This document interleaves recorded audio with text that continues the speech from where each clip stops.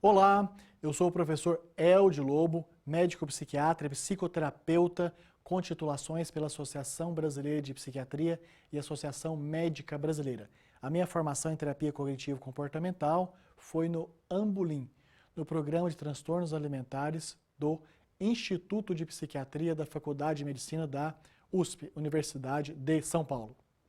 Também tenho formação na parte terapêutica em terapia comunitária e esta titulação pela Associação Brasileira de Psiquiatria. Então, a terapia cognitivo-comportamental trata-se de um meio de abordagem terapêutica importantíssimo para o paciente e para o terapeuta, de modo que os resultados são consistentes quando aplicada a metodologia da maneira correta a partir de uma formação de pós-graduação. Então, depois dessa ampla experiência com terapia cognitivo-comportamental, nós temos esse curso em parceria com a Unip e a Vida Mental, onde sou diretor. Felizmente, a nossa pós-graduação em terapia cognitivo-comportamental está amadurecida, tem muitos anos já nessa parceria com a Unip, centenas de alunos formados e muito bem formados, já participando ativamente do mercado de trabalho de forma competitiva. Então, esta é uma mini aula como parte da divulgação da nossa pós-graduação em terapia cognitivo-comportamental.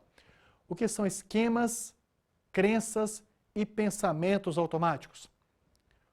Vocês vão ver que durante a pós-graduação essas três temáticas aparecem repetidamente, independente se o estudo está sendo de necessidades para doença mental, para questões de conflitos familiares, dificuldades escolares, de relacionamento, enfim, uma vastidão de condições, elas podem ser resolvidas a partir do domínio do terapeuta dessas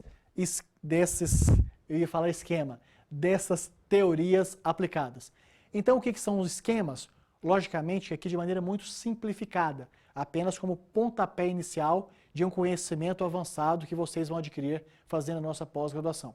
Então, os esquemas são essas superestruturas cognitivas, são modos de pensamento, interpretação, entendimento e conclusão que são rígidos e estão no inconsciente que acaba organizando os elementos da percepção sensorial do real. Há uma tendência de achar que terapeutas cognitivos comportamentais desprezam ou menosprezam o inconsciente, o que não é verdadeiro.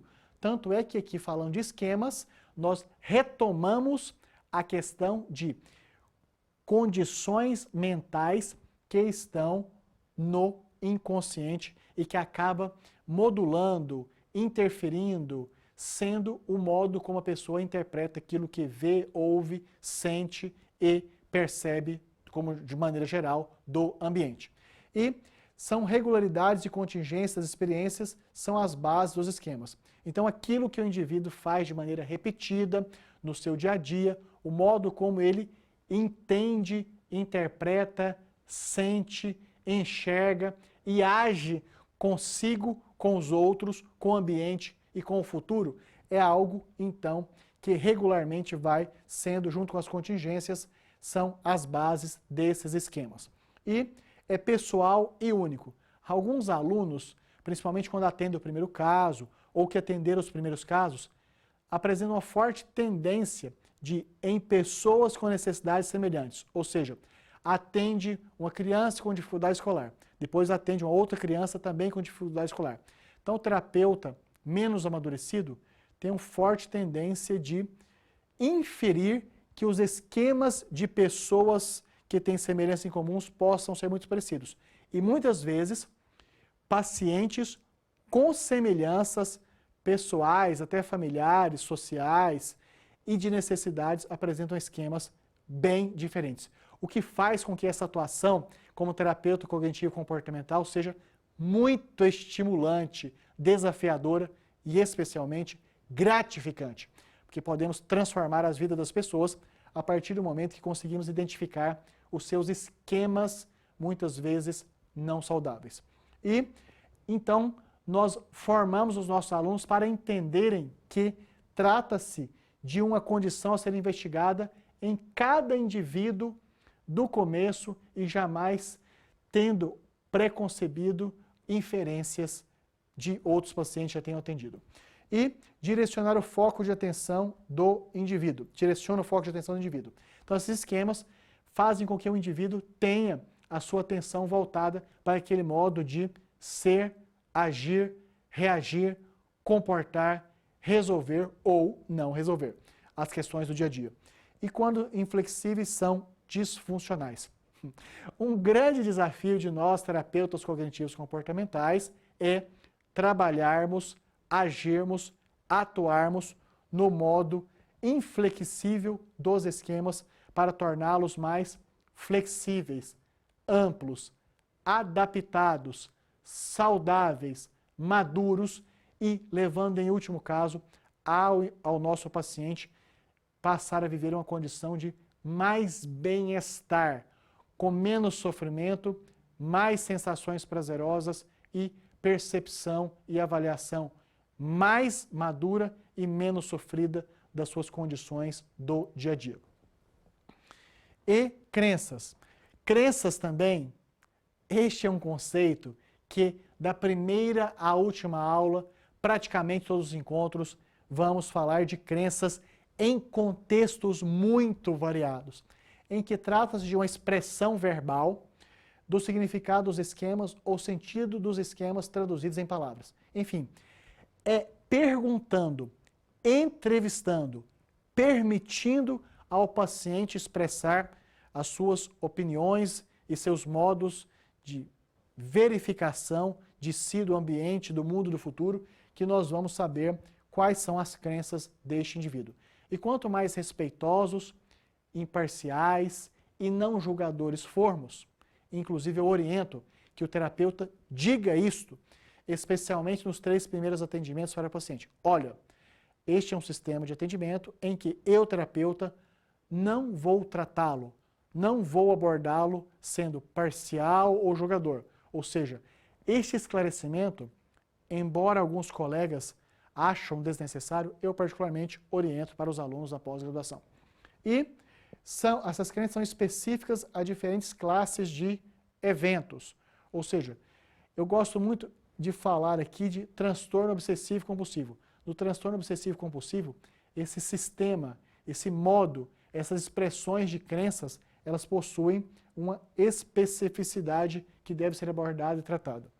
E são ativadas por eventos eliciadores. Então, as crenças que nós aqui vamos verificar, partimos durante o processo terapêutico de escrevê-las e investigar ativamente. Essa crença é expressa, manifestada, vem à sua mente, vem à tona, você age assim de acordo com essa crença a partir de que eventos? Ou seja, de estímulos do ambiente, da família, ou algumas condições, o que é muito interessante, o indivíduo não consegue ver quais são, não consegue reconhecer, não consegue buscar estes eventos eliciadores. E no pré-consciente reflete os pensamentos automáticos.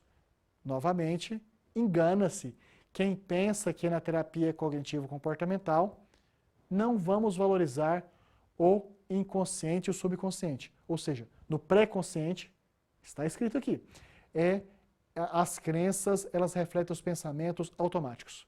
Com o pensamento automático também, muito repetidamente, nós vamos estudar. E esquemas disfuncionais, crenças irracionais.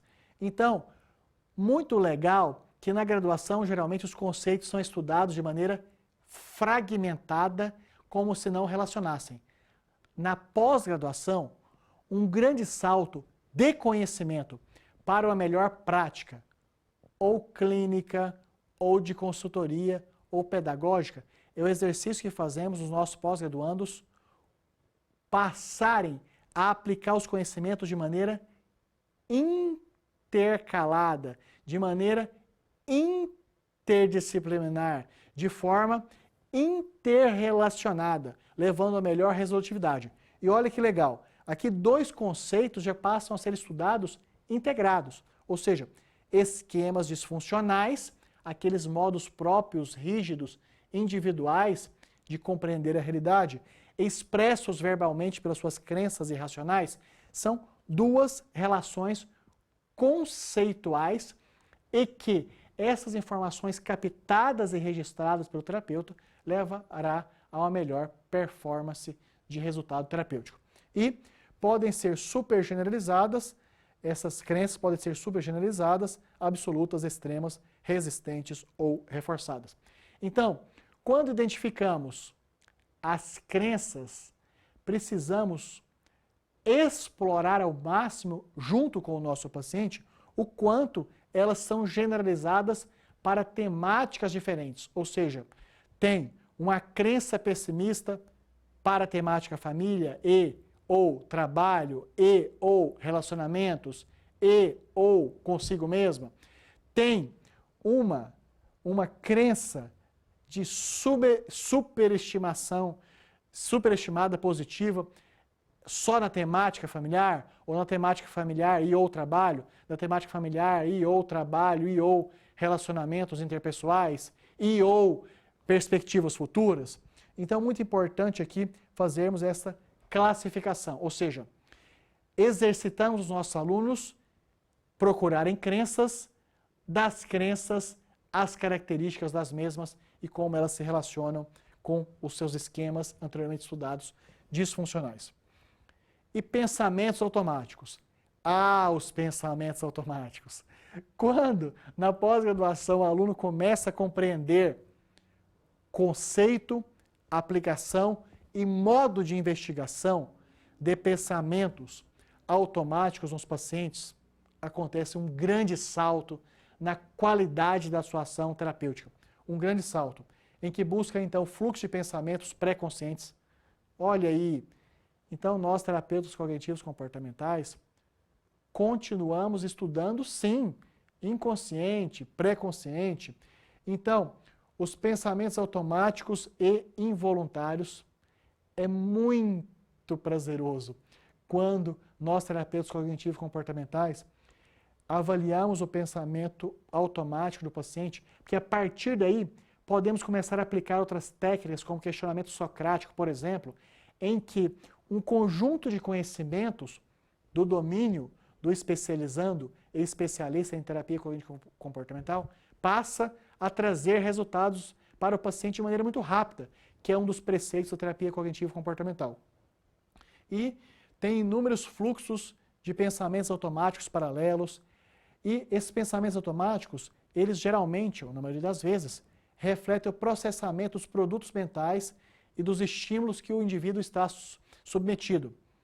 E pode ser acessados pelo consciente através do esforço deliberado. Ou seja, uma prática também que nós estimulamos os nossos alunos é uma busca incessante, inclusive uma das grandes metas do terapeuta cognitivo comportamental, é essa busca do acesso ao consciente desse paciente, esforçando, sendo estimulado ao esforço, recebendo feedbacks positivos pelo seu exercício de busca do consciente desses seus pensamentos automáticos.